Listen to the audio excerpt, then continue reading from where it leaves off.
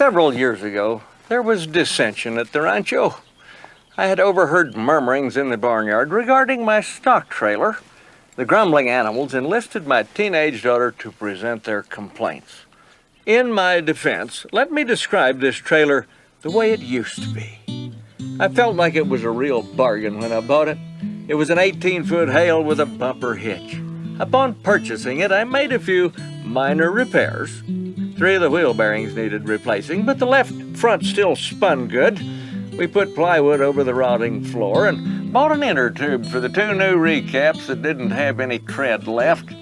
I put down a rubber mat on the slick plywood after a horse came loose in transit and slid from front to back going up a steep grade.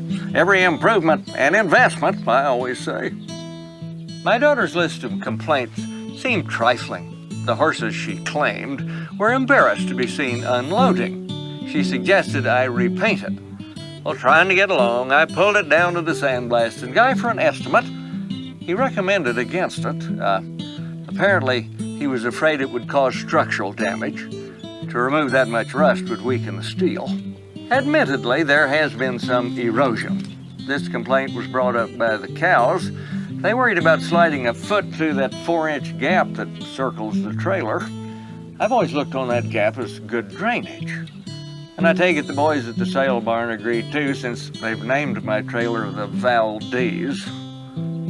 Perhaps my daughter had her own motives. I noticed she wouldn't even tie her horse to the trailer at a roping or a horse show. I offered to paint her name on the side, give her some pride of ownership.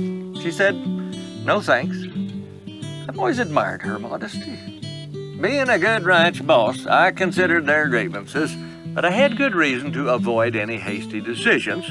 The Valdez was perfectly suited to my pickup. It was a classic, with good tires and a fully functional left-hand side mirror.